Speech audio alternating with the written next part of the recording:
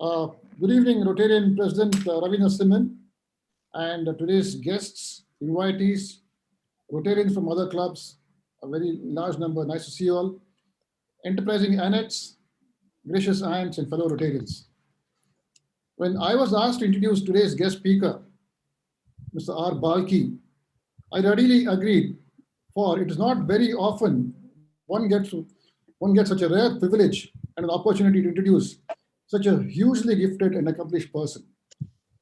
Being in the advertising industry myself and also a film buff, I've followed and marveled at his creations and have known the kind of impact he has made in the field of creative arts.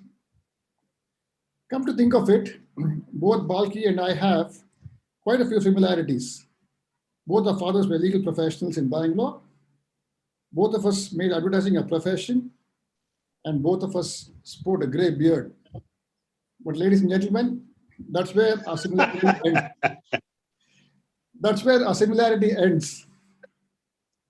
Born in 1964 as Mr. R.Balakrishnan, his passion has always been filmmaking. After college, he even applied to the Chennai Film Institute to do a course in direction. However, he did not like the panel that interviewed him, so he walked out of the interview. Not knowing what to do and having always been interested in computers, he enrolled himself in the Gindi Engineering College for a degree in computer applications. And after 3 years, he had to drop out because he did not have attendance. He says it was mainly because he spent his time playing cricket and watching movies. And thereafter, he started his career as a trainee copywriter with Mudra Advertising in the year 1987. And from then on, there was no looking back. In his time with advertising, he's given us few gems. Over the years, he grew in the advertising profession by leaps and bounds and went on to become the group chairman of Milan Love Lintas, which is an arm of the global advertising conglomerate, the Interpublic Group. In his time with advertising, he gave us a lot of gems, notably which all of us can fondly recall, such as Jagore for Tata Tea, Daag Acche Hai for Surf Excel, and what an Idea Sirji for Idea Mobile. Even as he was excelling in his adman, there was something else brewing inside him for a long time, love for films and cinema that he had held dear for a very young age. So he forayed into filmmaking in 2007, even as he was in the advertising field, with his first film, Cheeni Kum. As all of us know, it was a runaway success, with a story that was, for the lack of better expression, hatke, a very risky ordeal indeed. But commercially, it turned out to be a huge box office hit at millions and made millions. Having tasted success with a couple of more films he made, he finally quit advertising and became a full-time filmmaker in the year 2016. Balki, as is popularly known, has aced two different forms of creative industries with equal elan and substance. His path-breaking work in both advertising and movies reflects his humility, wit, and he has made such a huge impact on people in both the forms of arts. Without much ado, it is my pleasure to present to you an ad guru, a screenwriter, director, producer, and a new acquaintance and hopefully a new friend of Bangalore Rotary Cantonment, the one and only R Balki.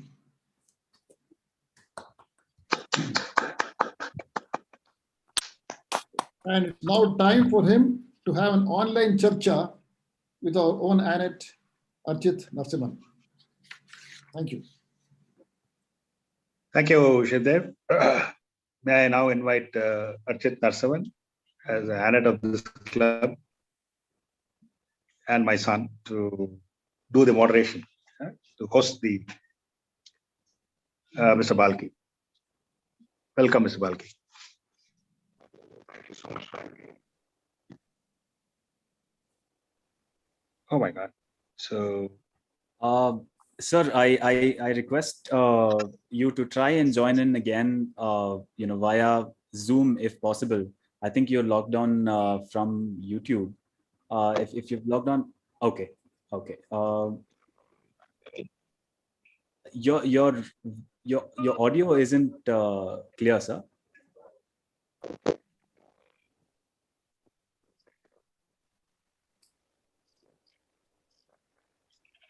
Take your time. There's no hurry. Can Samir help him, Gargi? Gargi, can you? Yeah, Samir?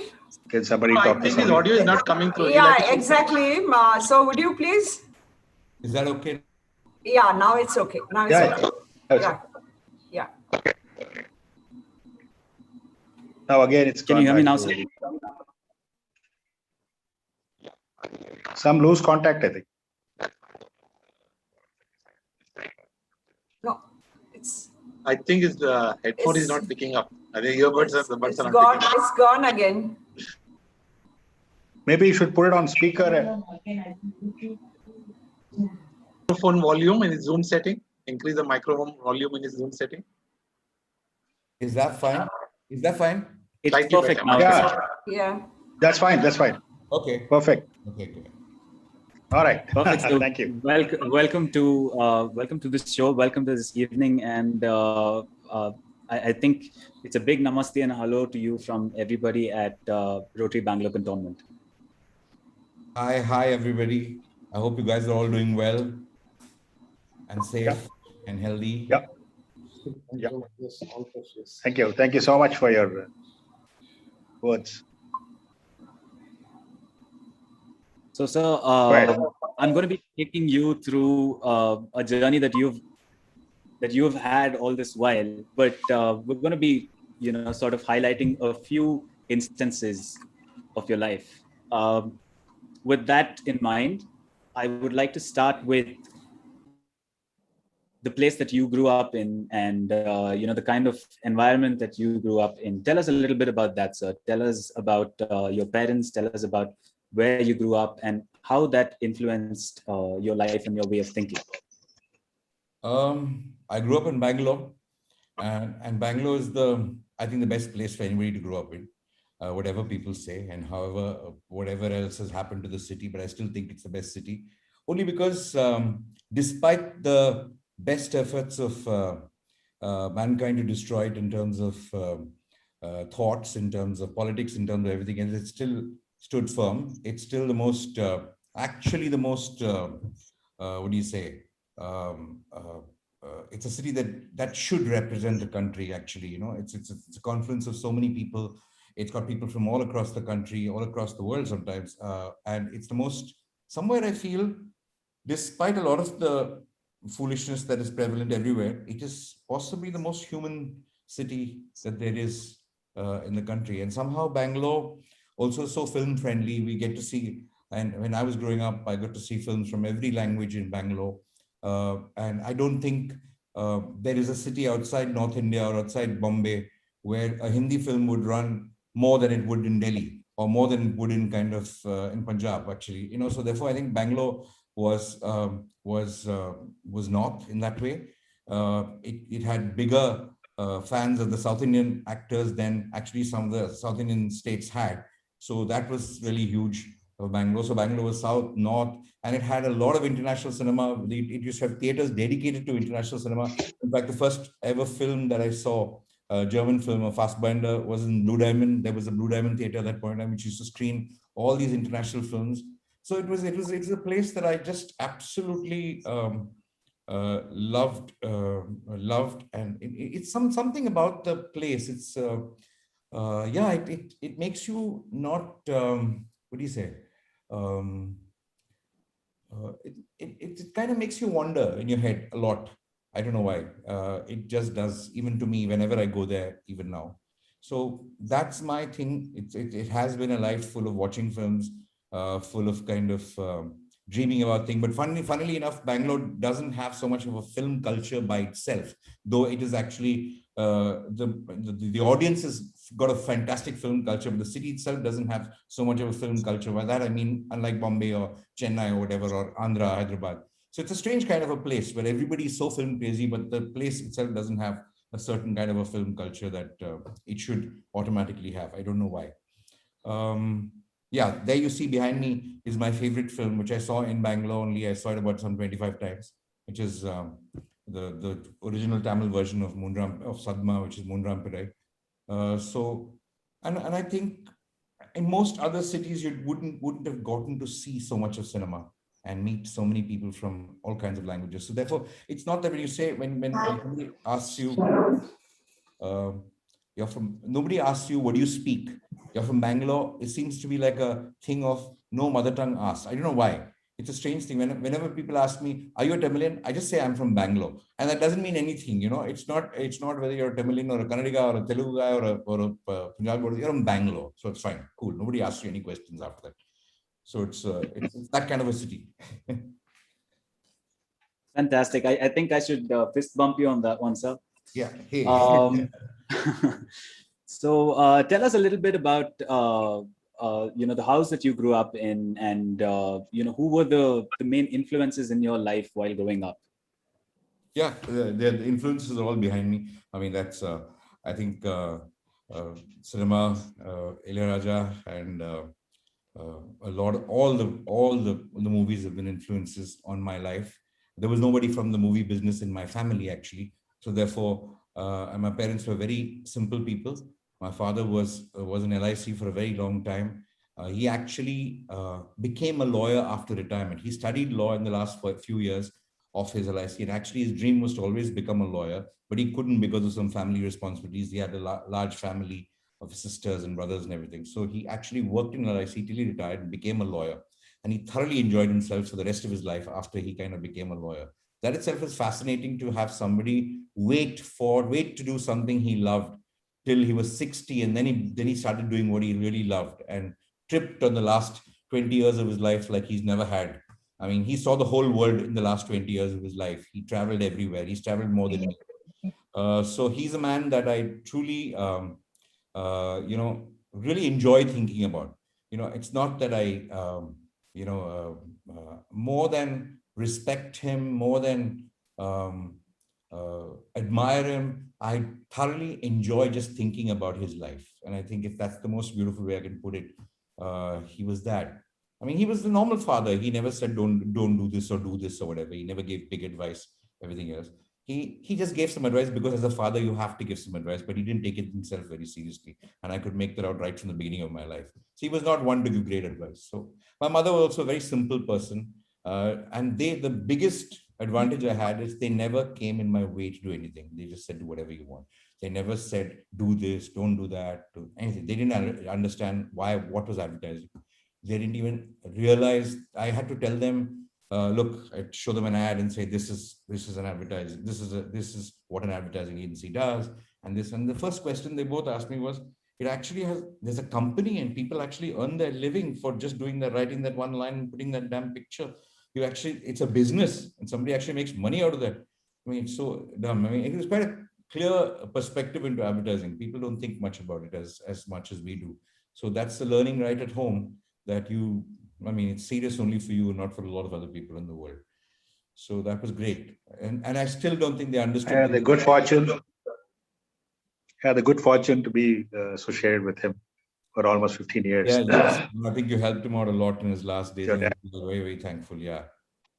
So yeah, that was it. And when you were talking about, I'm only ashamed about joining advertising and creating those catchphrases, which always work is associated with in advertising. Daag Acche Hai, what an idea, whatever, something. I hate it because catchphrases has brought this country to this level. Never believe in catchphrases. It's a doomsday for the country. You get hooked to a catchphrase and this is where we'll be. So beware of catchphrases. Speaking of which, when is it that you realized that you wanted to be a part of films? Maybe not as a filmmaker, maybe just, enter the screen as part of the story that you're watching. When did that happen for you? Yeah, this film, when I was a few films before that, but actually it's my father who took me to my first film. It's my father who took me to my first cricket match ever. Bangalore's first cricket match. It was West Indies, was India. My father introduced me to cricket. My father took me to see a film. I think it was Chitty Chitty Bang Bang. And then he took me to see Julius Caesar, if I remember Marlon Brando's film. He was a great fan of Marlon Brando. And then I kind of pipped him because I used to see more movies than he did. But this is one of the films that really made me want to be a filmmaker, because I lived this film. I've walked on these railway tracks in Ooty more than any human being has. I've walked from downstairs at Metropolitan right up to Ooty on the tracks because I was so much in love. I actually spent almost half a night at the Ketty station where this film was filmed. So this is a very deep kind of a thing. And my wife still tells me, actually, you're just searching for somebody, somebody physically with a little physically challenged kind of a person. Always, you always want that person. That's your ambition. And I always tell her I found the right person. Absolutely. But that's the joke that we always have. But she's not physically challenged. I am, but not physically or mentally. But she says I am. You found it in reverse. But this was my dream. This film was my aim. This was my kind of everything. I think this is the ultimate film. Definitely, sir. I think it's one of the finer gems that cinema has to offer. Moving on to your early youth, we have this whole world of advertising, which was new to you as well, because there was this time when you saw the logo of Mudra appear on a newspaper, and you associated the same thing that you saw on screen when you were watching Bunyad on TV. And tell us a bit about that. What did that incident do to you? How did that stir you and change you in a certain way? I think all of us talk about a lot of things about how we desired something, dreamt something, but most of it is just sheer luck and coincidence. And this happened to me. Like most people in this country, most people in this country don't have burning ambitions, don't have things. Yes, they dream of being something, they fantasize about being something, but they don't know how to kind of go about it. Neither do they know how to kind of channelize their ambition. I was no different. I was just meandering along and saying, yeah, I'll be a filmmaker. Somebody asked me one day, how do you think you'll ever be a filmmaker? And I said, yeah, I'll be walking on MG Road and some guy is going to come on MG Road, give me a suitcase full of money and say, go make a film. And that's what's going to happen to me. You just watch. It was just fun. I just said it for fun. But imagine that's the kind of preparation I had for a fantasy that I've always had. You just love film and therefore you want to be a filmmaker. And I had no clue. And when this ad came at that point of time, I really thought Ramesh Sippy was kind of releasing the ad. And I say, this is a kind of a calling. This is the luck that, useless people like me who are not qualified to do anything were waiting for. So Ramesh Sippy giving you a call and saying, come over, I want to know in 100 words the person you are. And I wrote it. And I was called. And I never met Ramesh Sippy. Naga, my friend, who was the organization head of Mudra, kind of met me. He said, no, you're right for advertising. I said, what is advertising? I have no idea what advertising is. And I said, yeah, I like a few ads, which had no ideas, nothing of that sort at that point in time. And he said, no, your mind is kind of, it's like a lazy, wandering, unfocused kind of mind. You come with me for 6 months. We'll focus you and we'll make you a advertising person. And I went to Ahmedabad for 6 months, and I didn't realize at that point, and we were the guinea pigs. They were experimenting with 6 of us for a vision of MICA much later. They wanted to have an institution called MICA where they believed they could train advertising people, and they didn't know how. And they wanted to use a few guinea pigs to kind of figure out whether they can be trained or not. So we were put in a house, and we were the examples of, hey, we could be trained. What was the training? Naga used to come and talk to us every day. We were given a video library membership. We saw a lot of movies, and we went to our respective cities to do advertising. And that was what the training was. It was a beautiful time where we just kind of, again, just lounged around, thought of things, just intellectual masturbation all around. And there was that kind of stuff that was happening. So just went back to our cities. I really liked advertising because I got addicted to advertising because it, it slowly started kind of making that one statement that I said just off the cuff quite true. My first client, I remember Sridhar, who was the head of Bangalore at that point of time. We were all very enthused with a new branch, and there was one client who came into our office. He had a suitcase, and he wanted us to do business. He wanted us to do his ad, and he came with a suitcase, put it, and if I'm not mistaken, he wrote a check or something like that to Sridhar, something, or a contract, whatever. I visualized in my mind a suitcase coming with money, and he wants an idea from me. And it's lovely. Somebody comes to you with a suitcase, gives you money, and wants an idea. I've always looked at advertising like that, where people are asking for your ideas. I've never seen advertising as a business where you're going searching for people with ideas. I've always seen as people coming to you. Hey, I have the money. Hey, do you have an idea? It's as simple as, the market is as simple as that. And somehow advertising fulfilled that desire, and I got addicted to it. So I never missed feature films. I never thought about it because I was doing the same thing in a different way each time I did an ad throughout for many years. And Fantastic. then I got an idea, and that's how it happened. And what an idea that, Sirji. That was that was fantastic. Who were the advertising legends that you looked up to at that time, sir? Because I know that it was sort of business which was fascinating in itself. It was all about ideas, and an idea can come from anywhere and from any person from any corner of the planet. But if you were to sort of look back on the few people who would actually sort of entrench themselves in the business, let's say more than 100 years ago or so, who do you think would have been your best mentor? Fortunately or unfortunately, there was nobody that existed at that point of time in my frame of during my time. It was a strange period in advertising. There were not many legends around. I didn't know people. I didn't know Alec. I didn't know that before. But since we were in Mudra at that point, and Bill Bernbach was the only, I've seen a lot of work of Bill Bernbach. I've seen a lot of work of some of the international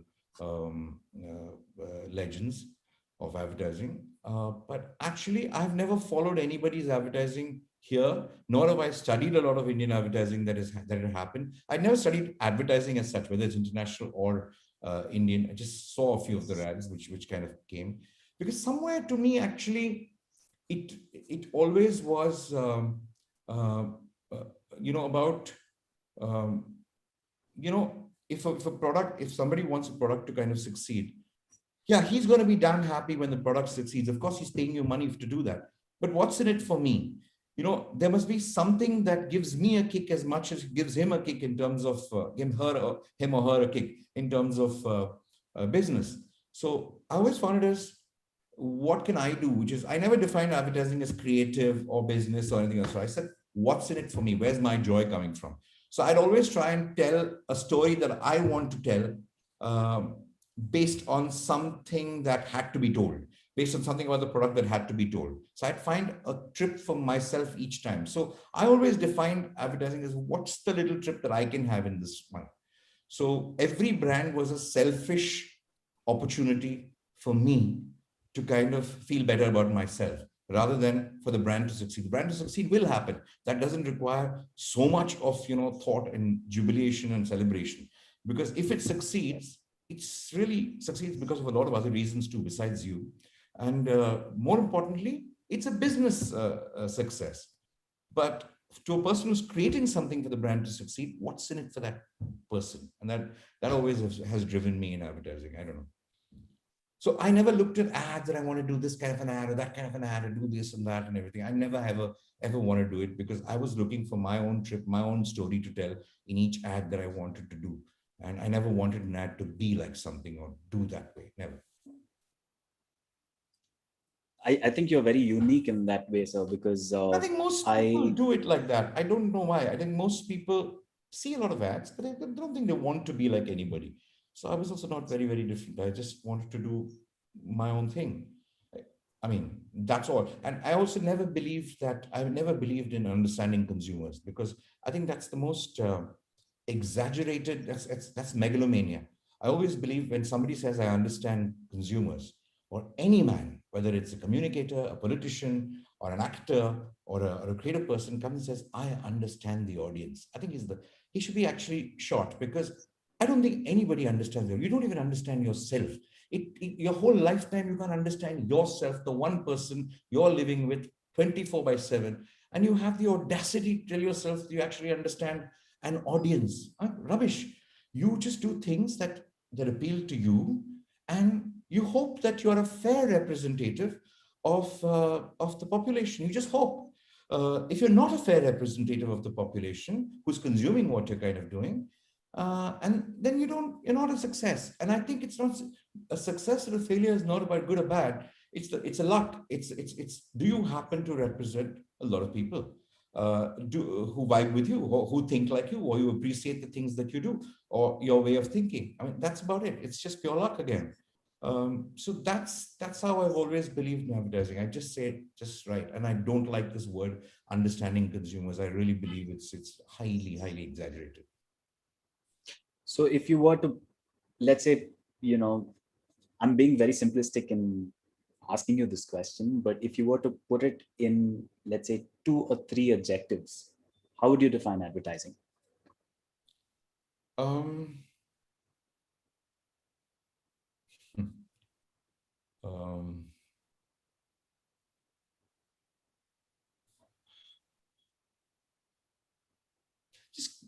I think it's creating a small little dream. It's creating a small little dream in some way. Either it's desire, or either it's hope, or either it's a mood, or either it's hunger, or either it is love, or either it is hate. Something. It's just about that, creating a little dream, whatever it is. It's just a little dream. And the bad advertising is all about hate and things like that. But I'm talking about the good ones it's actually creating a mini dream. And I say dream, I don't mean the fantasy kind of dream, just that little kind of a Moment of joy? Moment of joy, or something little interesting, something to kind of interest you at that point of time. Just interesting, just add interest value to life. I think that's the job I have to make life a little more interesting. I'm getting a few questions here, sir. Everyone is interested in knowing about what goes on in your mind when you're creating such a dream. Let's say I am the person from Tata Tea who's come to you with that bag of money on MG Road, and I'm saying, Mr. Balki, here's your bag of money, and let's try and do something for Tata Tea. What went on in your head at that time, and what was it that you wanted to sort of address, or what was the quest that you went on at that time? See, anybody, when they come with the money and they kind of say, hey, I want you to do this stuff. The first thing that you need to do is let a lot of bad ideas come out. It's all about knowing where to not stop. You don't stop when you feel, let all the rubbish come out, all the cliches, all the stuff that people sometimes look at as templates for good advertising. Let all that kind of just come out.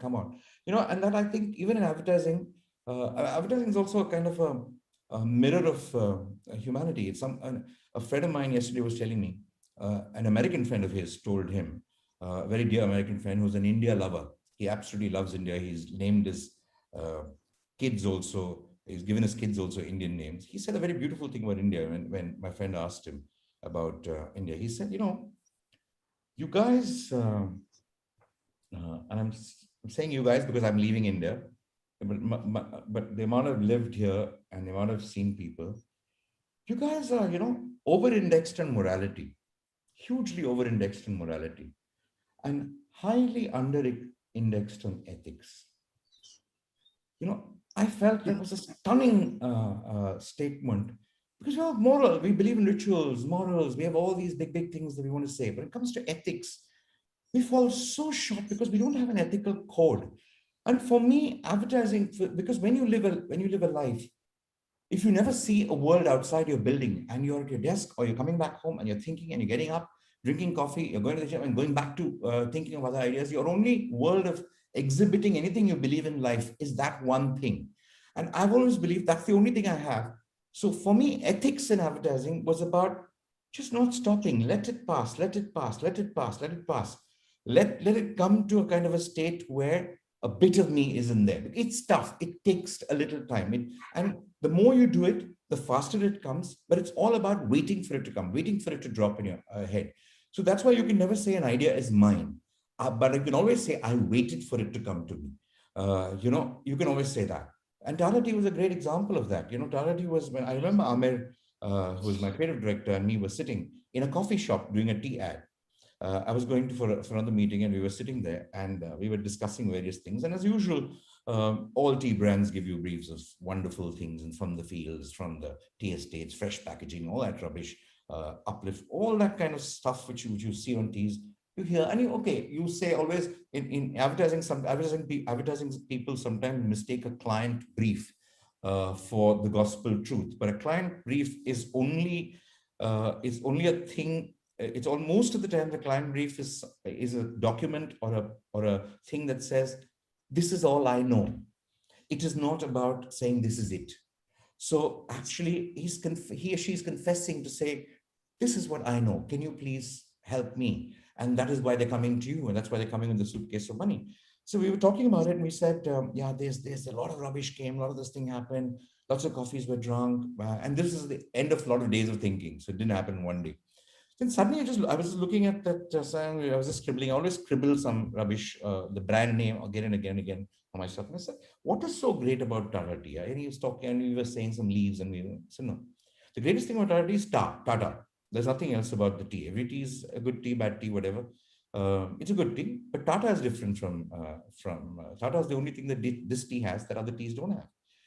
So we were talking, and I was just saying that, okay, if other teas wake you up, because Tata has this image of, this rightfully or wrongfully, it's got an image of a kind of a conscience keeper of business in a strange kind of a way.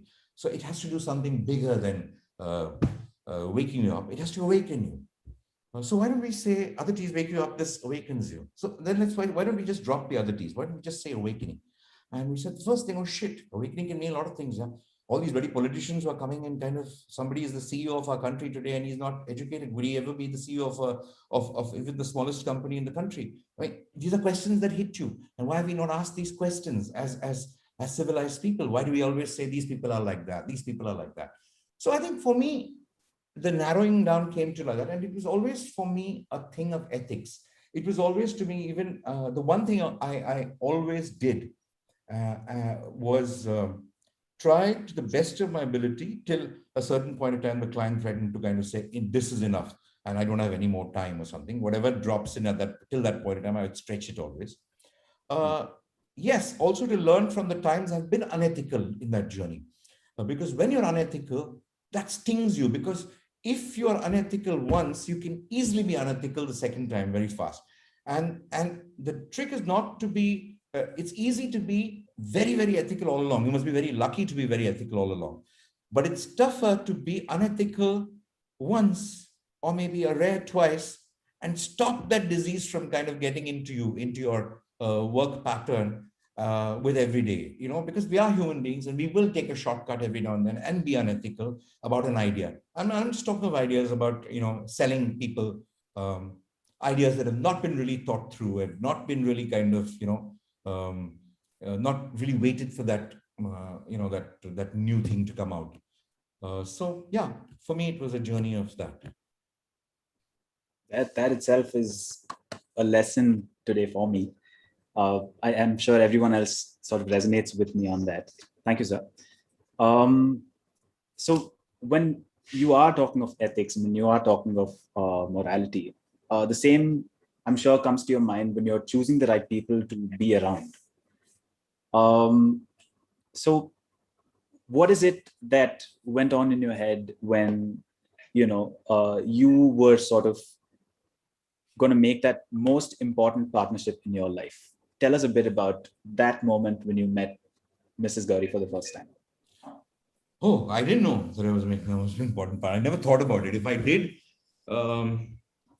If I did a little longer, maybe it would have been better for her. I don't know. Maybe she would have been better off. She would have been kind of happier. I have no clue. I didn't think too much about that, and neither did she. Uh, every time, like we say, she looks at the poster and says that, sometimes I wish I was challenged like this. I was mentally challenged like this. Sometimes I wish, because that's your plans. And I said, sometimes I wish I was so patient as this. Sometimes I wish I was so patient as this. So these are things, but I don't think we really thought about it. I think anybody who thinks about it, I don't think we'll get married itself. I don't think we'll, I'm not so sure. So that the thought process, I don't think for both men and women, it's one of those things that just happen. So if you were to, okay, let's play a scenario out over here. Let's say both of you are brainstorming the idea for your next film. I'm sure this probably happens on a daily basis for you, but what is that like? What is that process like? Because she is an amazingly creative person herself, and you've given us a lot of gems in both advertising and in films. And how is it to sort of go head to head against a behemoth and still come out with something which is a win-win for not just the both of you, but also for audiences all around? Well, we never talk about our film. We hardly discuss it. We just say this. We just say a couple of, this is what I'm doing. This is what I'm doing. The only film we really discussed and worked together tremendously was English Vinglish. That's because I had to produce it, and there was nobody willing to kind of put in money at that point of time, and therefore I had to kind of produce that particular film. That's the only film I was really involved in. Like Idea Sirji, I just heard the concept, and I said, yeah, like she would hear the concept of my film, and she said, yeah. You say, yeah, it's going to be stupid. Or I'll say, yeah, it's not going anywhere. Something. We'll pass. We're actually quite rude to each other that way. Not very kind in a lot of ways. But we don't sit and analyze or think. Yeah, sometimes she reads my script. Sometimes I read her script. Yeah, that's what I did. But more than that, we don't have a lot of discussions on our films. And that's actually very, if you're surviving today, it's because of that. It's tough for two very opinionated people who think that they are God's gift to mankind. I think every creative person thinks that they're God's gift to mankind. They are the best, they're the best. To kind of really pass opinion, take it kindly, it could destroy us, because you actually want your partner to be kind as well as objective. It's impossible. You can either be kind or you can be objective. You can't be both. So it's a difficult thing. So I don't think we discuss a lot. Nice. I mean, I'll now sort of bring you to the next aspect of your life, where advertising is sort of going on in the background, and then there is this fateful park up an advertisement that comes along your way, and you meet Mr. Bachchan. What's happening in your head at that time, sir? Tell us a little bit about that. It's happening to 1 billion people in the country. Same thing would happen. I mean, it's like he's everybody's idol, he's everybody's star. Everybody wants to be like Bachchan. So just meet him, and the only thing I remember is telling him the script in his voice. And I thought there'd be a laughter or a chuckle at the end of and I was looking at the paper and I was reading, and I didn't hear any word, not one sound. I looked up to him, he was just giving me that glare. I don't know what, because he's got this blank look. He's got this sarcastic blank look, whatever. It's actually blank according to him, but we think it's damn sarcastic and damn rude and damn this thing. So he's just looking at me. I didn't know what I did. I didn't know whether I said it wrongly. I was just nervous. Then I suddenly realized, shit, I just read 4 scripts in his voice to him. So, because that's how you read anything written for Bachchan, you have to read it. And you're so used to reading it in your office or to your client or to somebody else or to yourself or everybody else. Then how do you do that? And the same thing happened to me in Cheeni Kum also when I was writing it. I used to read Tabu's dialogue also in his voice. I used to read his dialogue also in his voice, everybody's voice. So it's like very quiet reactions. Today, to every actor tells me, Balki, I'm not Amitabh Bachchan. Hang on. So even the dialogues, which is not written for Bachchan, sound like, that's the only Hindi that I know. That's the only way I know how to kind of speak. That's how I've grown up with in Bangalore, that I used to be the first show there for everything of him. So it's a fantastic thing to work with the person you've always dreamt of. And I was very lucky to work with PC, of course. PC Sriram was a friend and a person I looked up to. as a cameraman. So he's been a friend for many years. So imagine him shooting my film. The person who really inspired me to be in films besides this particular film was Ilayaraja, because his music was what gave me images in my head at all. It just lovely images. So to actually go to Ilayaraja and say, would you do my first film? And with Bachchan and with Tabu, who are all my idols. So to do that, I was just a very lucky guy. So that's all that's what I can say. That's beautiful, sir. And speaking of your association with Mr. Ilayaraja, let's say you're making your next film, and I'm sure there's something in the pipeline. We'll get to that a little later, but you're reading a scene out to Mr. Ilayaraja. What's happening at that time? How is he sort of responding to the inputs that you're giving him, and what is it that you expect from him at the same time? Because this unique sort of a scenario where the director of a film speaks to the person who's doing music for the film, and both of them have to somehow bring out that one same emotion, through different types of work. How does that happen?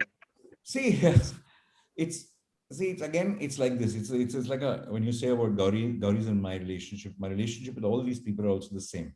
It's almost like you love them so much, you look up to them so much, but you have to work with them. And this whole thing of, are you going to be in awe of the person? Or are you going to just work with them for what they are good at? So I chose very strangely after being overawed by Ilayaraja, and I was very thankful to Raja sir, because he's a child. He came across to me. I said, sir, will you do it? I went with a lot of respect. Of course, Balki, let's have fun. This was his mood. And I didn't know, from that day till today, Ilayaraja for me has been a child. He is tripping. He's waiting for me to finish speaking the script so that he can touch that harmonium and start. He's not saying that. He'll have fun. He'll say, like that. You do like this also. This will be fun. You shoot like this also. It'll be fun. He's already thinking of music. He's touching that stuff. So when he even plays something, the first film, I told him, sir, I'm coming to you with all this stuff, but I don't want anything from you. I said, what do you mean? He asked me, what do you mean you don't want anything? I want what you've already done. He said, what do you mean? You are doing something original. You don't want me to do something original. I said, no, sir, it's not that. See, it's original for 90% of the people in this country outside South India. It is going to be original because they've never heard this music. Why should this music ever go waste? Why shouldn't they hear this particular music? He thought about it for a minute. Somewhere I think I made sense. He said, so which song you want? So I told him this. The joy was actually him going to some cupboard somewhere, some up there. He called one guy. He said, Ede, and then the file Ede. So he showed me the music sheets of the same songs that were done in the 80s and everything. He showed me all those kind of songs. And it was so fantastic to do that. And after that, it was like, what do you say with Ilayaraja? So he just said, is it okay? Is it okay? Not okay. He'll just look for one reaction. If you don't smile immediately, he'll change it. You don't even have to tell him. It's like telepathic. He just knows what is correct, what is wrong, what you like. He'll never force anything on you.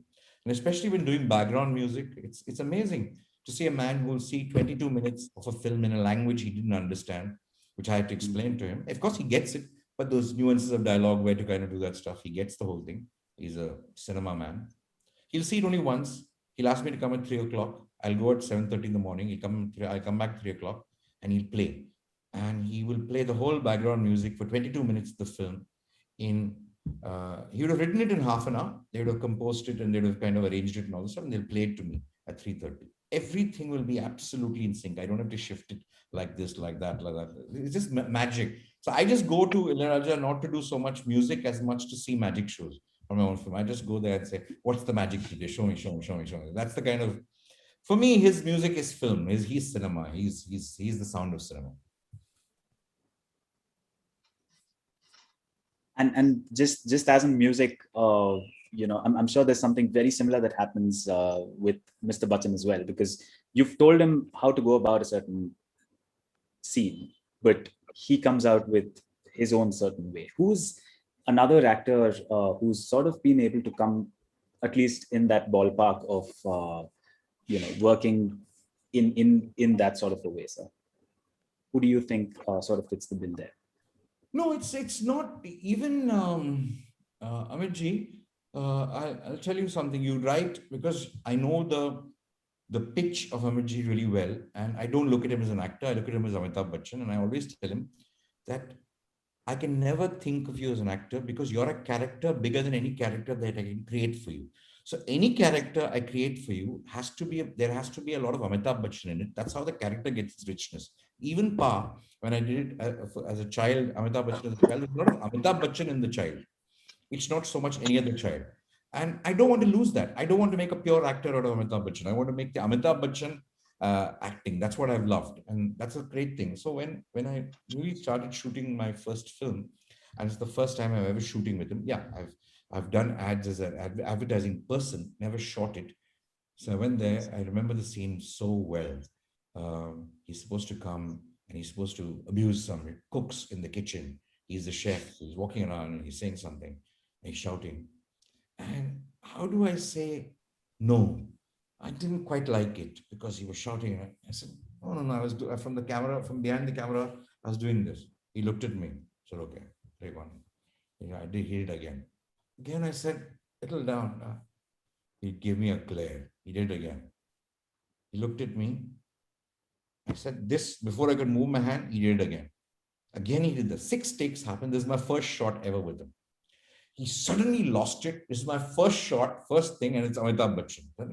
What do you want me to do here? You want me to just come out and stand and say that? I said, yeah. He just looked at me, one glare. He went, roll the camera. He did it exactly like how he imitated a mock thing, without one expression on his face. I said, fantastic, go, and he left. That day, we both understood each other. He said, you stand and deliver. That is because everything is there in your performance. Everything is there on your face. It's written for you to stand and deliver without having an expression. You don't need to emote. The emotion comes from a. He just got it in 1 second, and that's what he is. That's what Amitabh Bachchan is: stand and deliver. So you do have disagreements, but it's all about an actor just understanding it in a flash. It's not, and every actor that I've worked with, be it Akshay, be it Kareena, be it Arjun, I've worked with, or Sonam, Radhika, whoever I've worked with, including Tabu and Vidya, and Abhishek, most importantly, all the people, except for Dhanush, for a simple, because Dhanush, I just knew it before when we started itself. Everybody had the first time you expect a certain, you never understand a director, how much ever you sat with them, till the first shot. On the first shot, you understand the mind of the director. Every intelligent actor understands the mind of the director. It happened with me and Akshay too, the same kind of thing. One shot, one scene, and you get it after that. Like Akshay, for example, stunned me by actually, he's not a person who likes remembering long lines and all this stuff. He says, forget all this stuff. You let me be like Marlon Brando. Let me do some tricks on this one and remember the dialogue. So Marlon Brando always used to have dialogues pasted on somebody's back, and he would just read it as if he kind of, a lot of actors do that. I never knew that. They do it so beautifully, they don't know where it's coming from. But I was so shocked. There was a 13-minute scene. There was a 7-page dialogue. When we went to shoot the United Nations scene in Padman, he just did it in 1 take. He did a 13-minute scene with 7 pages of dialogues in 1 take. I had 3 cameras. I don't have any other takes. And he was crying at the end of it. And a man who just pretends to kind of not remember stuff. He remembered 13 pages of, I think it was 7 pages and a 13-minute dialogue scene. It's stunning how he did it. So everybody has their strengths. And I think the first thing you get to do is first respect what the other, first absolutely get to the nub of what that person is in a flash. I think it all works on mutual respect. That's really quite something, sir, because this is not something that you see even in interviews that happen while doing a promotion of films and all of that, because I'm getting to hear it from right, from where it has originated. With regard to a film that you have produced, English Vinglish, tell us a little bit about what it was like working with, the legend, Mrs. Sridevi, because a lot of people like her for a lot of different reasons. She looks beautiful. She has grace. There's some sort of, an innate ability that she has in terms of acting that no one can sort of put a finger on. But what was it like for you? And how is she as an actor for the director? I know Gauri and she, I think, have a relationship that's only second to what Janvi and Kushi may share with her. They are that close, and so are we. So, but let me tell you about English a bit, because I want to tell you that because after I started making films, or I guess as a moviegoer, I think English is one of the 4 or 5 classics of Indian cinema, because I think it's whether it's I think 3, 4. One is of course My Moonram Pire, one is English, one is Lagan, one is Satya, and and of course people would say Sholay or whatever. And the fifth one, I always say all of Bachchan's film, Amitabh Bachchan. I would always say that because these are things that don't really happen. So I think these are kind of eternal classics. And why I say eternal classics is these are subjects that are so center. They appeal to everybody. They are masterfully made, beautifully performed, perfect cast. And I keep saying Amitabh Bachchan as a film because he's all that. He's perfectly cast. He never dates. It gets dated. It's all that is the same. And English belongs in that category. When we were discussing the film, and I was like, I remember typing. I was the typist on the film when Gauri was writing that stuff, and we were typing this, and I was helping her type it. And when I finished the script, when I read the full script when it was finished, I just told her that this film must be made, and how do you make it? And I remember a lot of people saying that, oh, how can this film be made? And so one, Sridevi is coming back. She's not acted for a long time. How can you spend this much? It could be shot completely in the US and whatever. But, because when you love cinema, I could see the film absolutely from first frame to the last frame as it was written, absolutely clearly. And I knew I didn't have to see anything. I knew it would be a beautiful film because it is heart, everything is absolutely bang on. But most people, there are difference between filmmakers and other people. Everybody knows what a good film is, but filmmakers are supposed to know what a good film is before it's made, not after. So that's the only difference, So I feel that the struggle that we went when we met Shri, I just believe that was like so perfectly cast. I think she's never been more perfectly cast than in English in her entire career. I believe that, and I'm a great fan of Sridevi, and I've seen fantastic films of hers, including this one.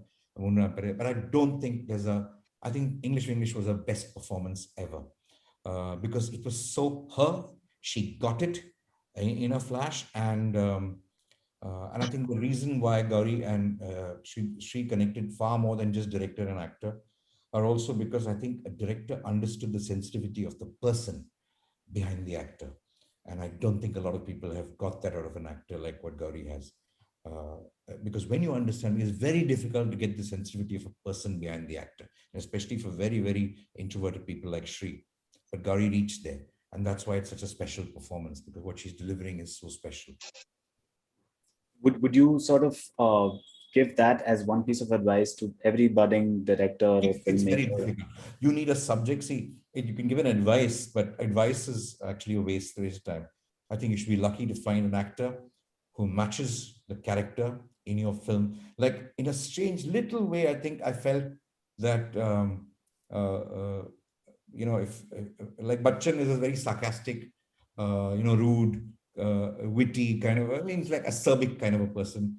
And it works because he's always like that, he comes across as that understated, one kind of a sarcastic line. But Shri was a lot more in this film. You must be very lucky to get an actor who as a person reflects your character and embellishes it with her acting, or with her or his acting.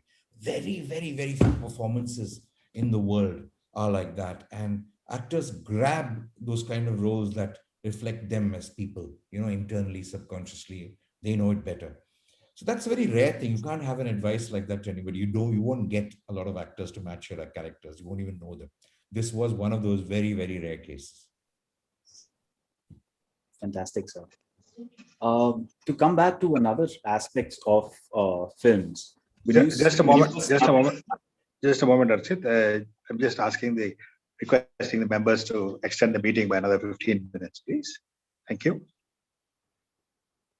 Go ahead. Thanks, Bob. Thank you.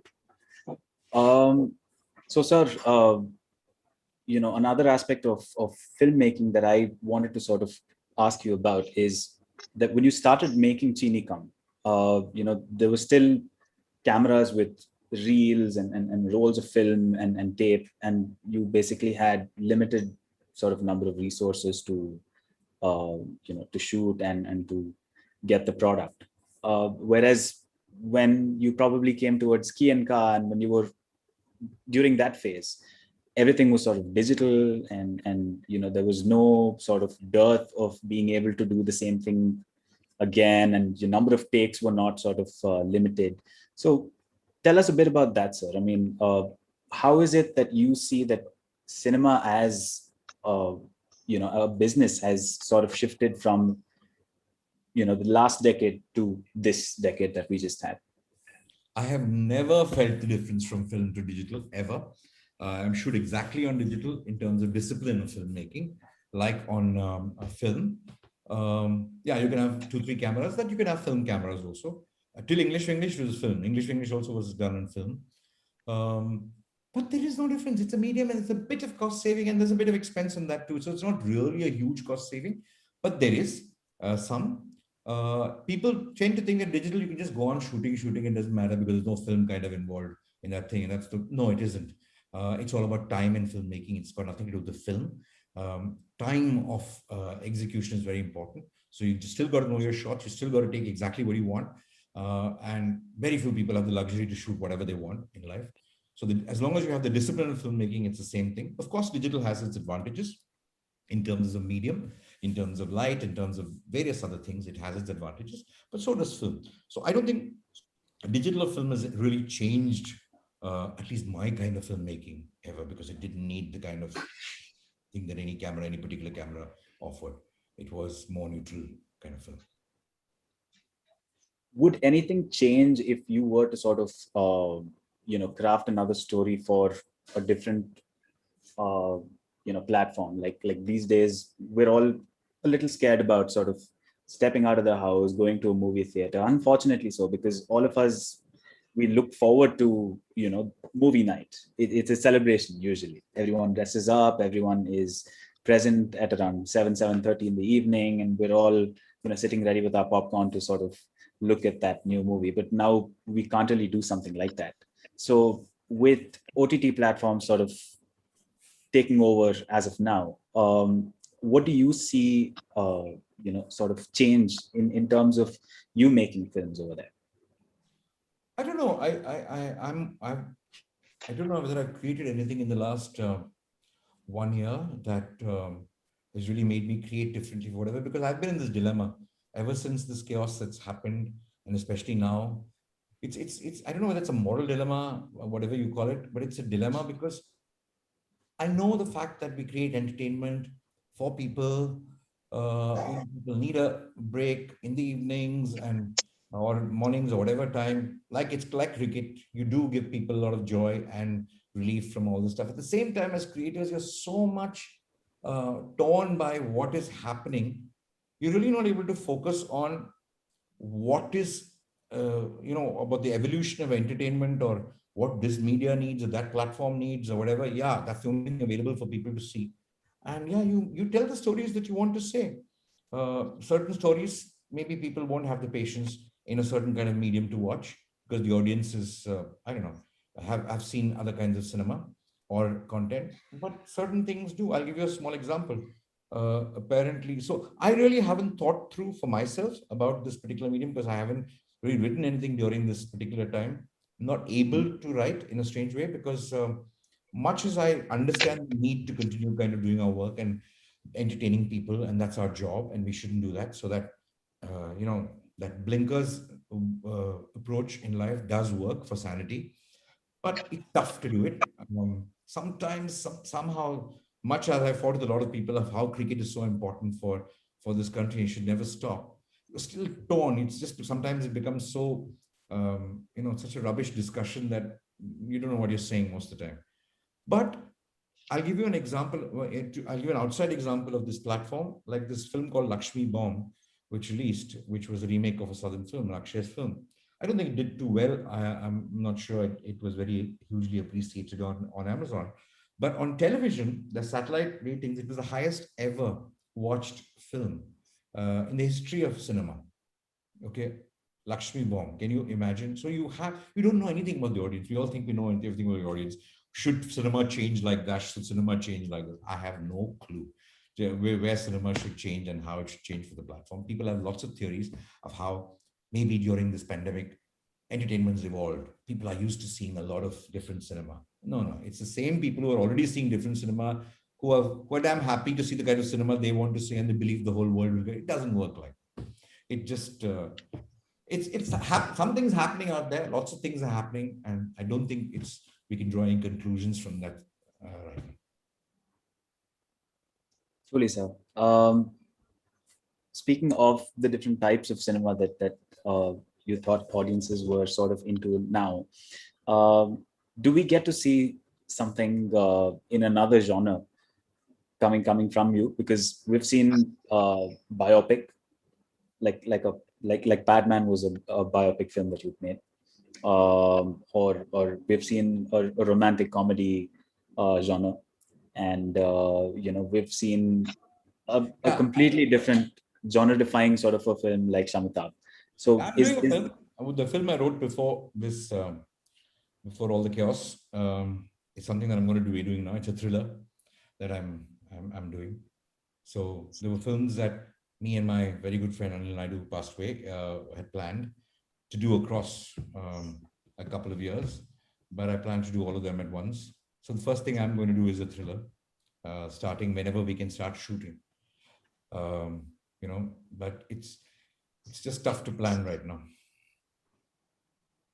Right, so I'm sorry if I touched a No, it's just no. It's nice to have the discussion. I'm actually enjoying the discussion with them. Lovely. It's lovely meeting people.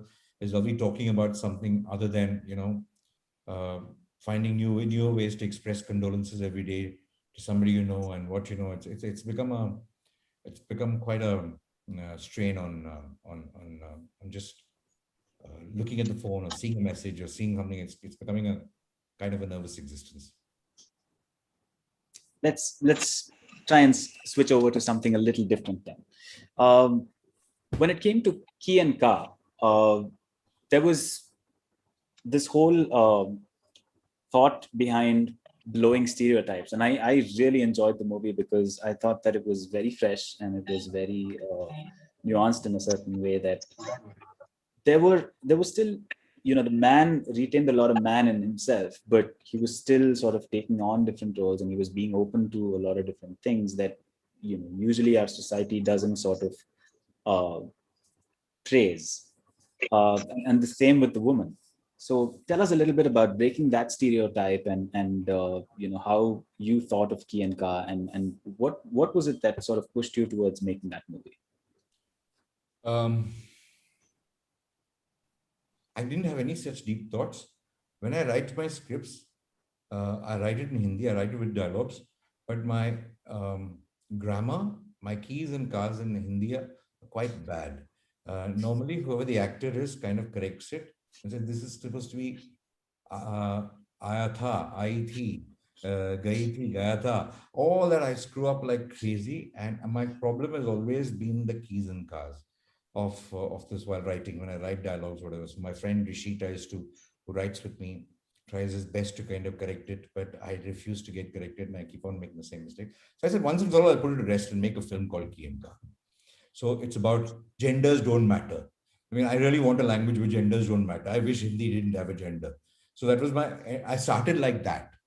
It had nothing. Then I said, okay, fine. If genders don't matter, then let's kind of do a simple story. It's a film that I wish I could have done better, but that was the thought. So normally thoughts happen like this only. They don't happen from very, very deep philosophical needs to kind of do that. You need to, of course, it evolves into something else, but the start is always something extremely frivolous. Like even in Pa, I had no desire or even awareness of progeria. I don't do social films. I don't want to kind of take on a cause and do things. My only thing was that I just saw one day Amitji behaving like a clown, looking very serious. And I said, hey, this guy's behaving like his dad and that guy's behaving like his son. So if I ever do a film with the two of them, I should reverse their roles. I actually found Progeria as a reason to reverse their roles. That's how I started it. So that's why I like to kind of, because my starting point is quite frivolous, I like to keep the whole tonality a little frivolous and lighter rather than very, very deep. And I did Padman. I normally don't like even thinking of biopics because it's already another person's story. I like to tell my stories. But with Muruganandam, when I met him, I found him as such an incredibly creative guy that I just wanted to pay or to a creative person. He's one of the most creative guys that I've met. So it was great fun to do that. Thank you, sir. I'm sorry about the disturbance if there was any. No. Sir, with all that you've just told us, with regard to your thoughts on advertising, on films, and the fantastic journeys that you've sort of related to us with the many people that we really look up to all the time. If you were to meet a younger version of yourself, let's say you met Balki when he was 23, what would the R Balki of now advise Balki of 23 years old? What would you tell him? Exactly what a lot of people advised me at that point in time. Pray.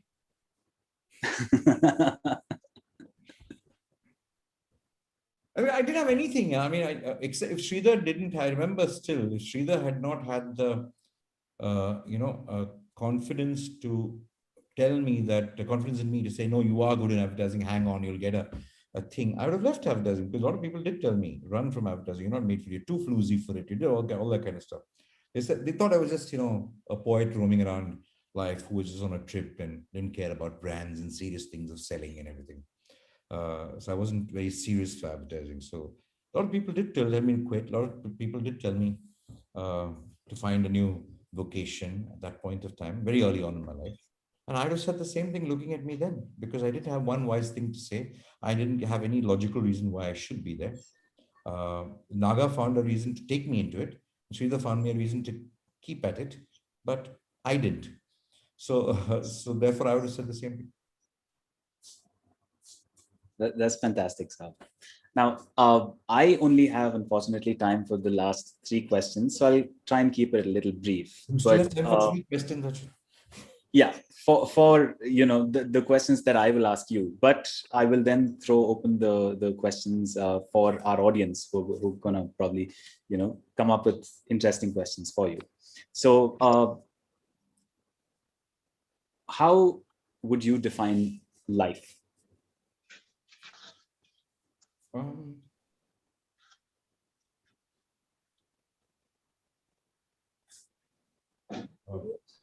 Yeah, before you define it, it's gone. So it's like, it's that moment. It's that moment. You can never define life because when you're trying to define it, it's again something else. When you're trying to define it, it's again something else. So how do you define life?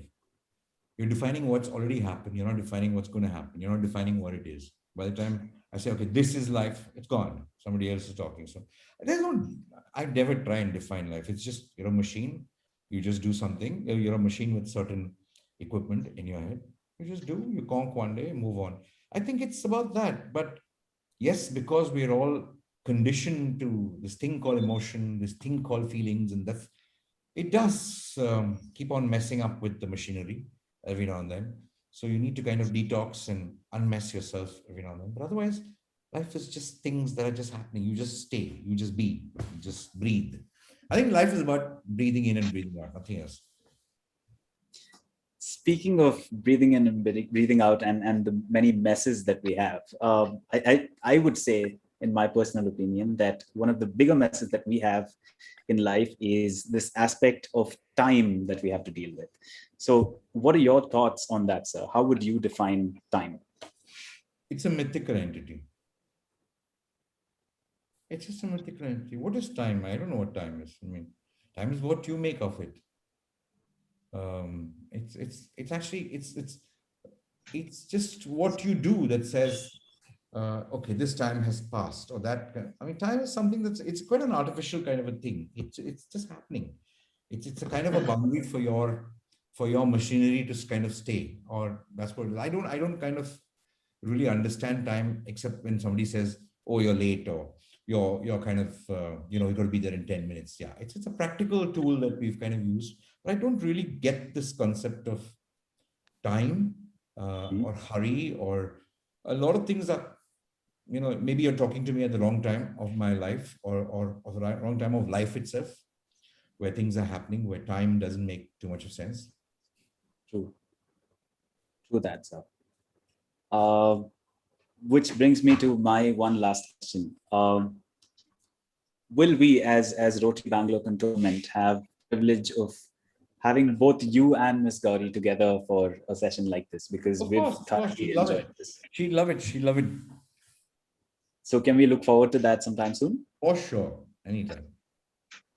Fantastic, sir. So I thank you so much for giving me the time and giving us the time for this beautiful, beautiful interview that I've had the privilege to host.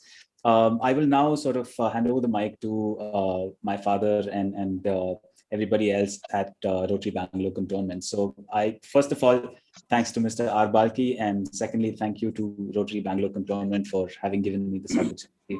Archit, actually the chat window is overflowing, so you better go through and probably ask those questions. There are some amazing questions there. And also, of course, for Mr. Balki, you'd love to know that people are absolutely floored by your free will conversations. Thank you. Yes, Ravi, over to you. Gargi. Yeah, thank you so much, Gargi.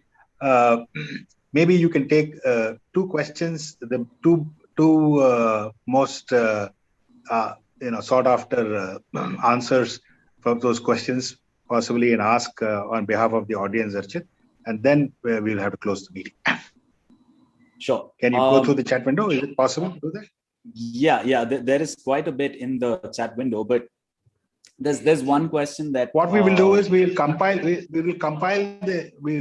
questions and send it to him, so that next time when he comes, so he will have possibly answers for those. Sure, but because according to him, according to Mr. Balki, time is Maya. And we realized the value of time, or we didn't realize the value of time only after this lockdown. So we have all the time in our hands, but we don't have any time still. So, so if you can just pick out two top questions which you think is appropriate to ask now. Sir, sure. This one's going to be a little cheeky, sir. So there's one person who says, would it be okay if I said that I just didn't get Shamitab? How would you answer that, sir? He's in the majority. A lot of people didn't get it. A lot of people didn't get it. I mean, it's like, it was a trip, but I went wrong. And sometimes you do go wrong. And how much have you pride yourself as having common sense and everything else? Yeah, it was an experiment. It was not an experiment. It was actually I thought I had thought it through well, but my thought was wrong. I hadn't thought it through. I could have done a much better film, and I'd done a much more comprehensible film. It could have been. It was a special film. It was a node to the greatest voice in India, and I could have done a much better film than that. There are a lot of people in the meantime sort of, asking you for auditions, but I think, they'll have to stand behind me in the queue. So I'll put them behind me first. There's another question that we have, sir. What do you do to sort of completely unwind from everything that's going on, in a stressful atmosphere, or during a time like this? What do you do to sort of maintain that element of sanity? I'm still searching for that answer.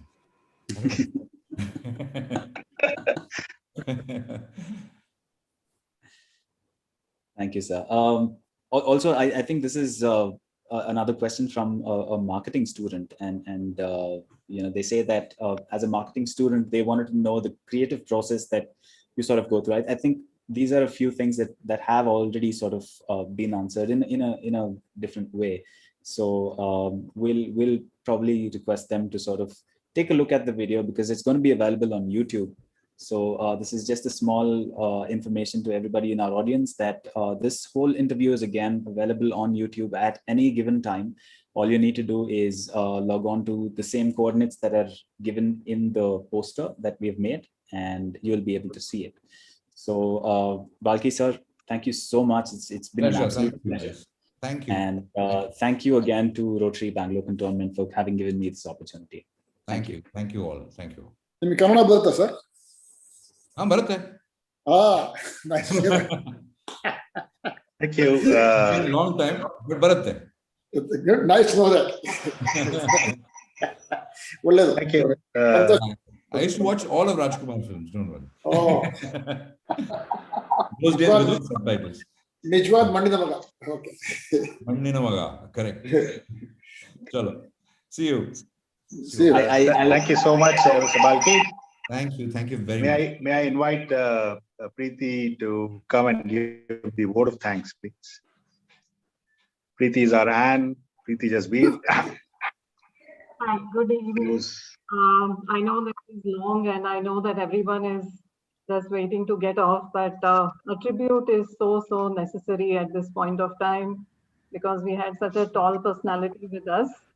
And I have taken some snippets of this entire conversation for everyone to relook because I think it's been so insightful and a poignant message, starting with I'm a Bangalorean. Second one is absence of film culture in Bangalore. Your endearing stories of your parents, your experiences with films, your life-altering experiences. What I liked is your definition of where is my joy coming from? What is success and failure? Difference between morality and ethics. Being kind on one hand and objective on the other hand. Your experience with Amitabh Bachchan, Ilayaraja are fantastic, and the aspect of mutual respect that you spoke of is a breath of fresh air. Filmmakers know a good film before it is made. That is so inspiring.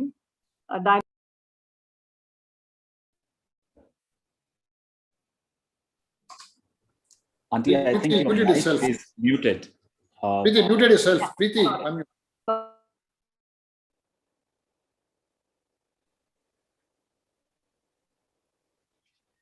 Auntie, I'm sorry, but your mic is still muted.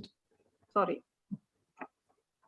I'm so sorry. So all these put together is a scintillating manifestation of an intellect that is a breath of fresh air in these times. Thank you, sir, for coming here and regaling us with your stories and also, sharing your experiences of your life, your aspect of praying and what is time and cannot define life. It's endless, all that you shared with us and so much of novelty of the experience. Thank you for being with us and hope to see you again sometime on this platform. Yes, thank you all. Thank you all. Thank you, the entire team. Thank you, sir.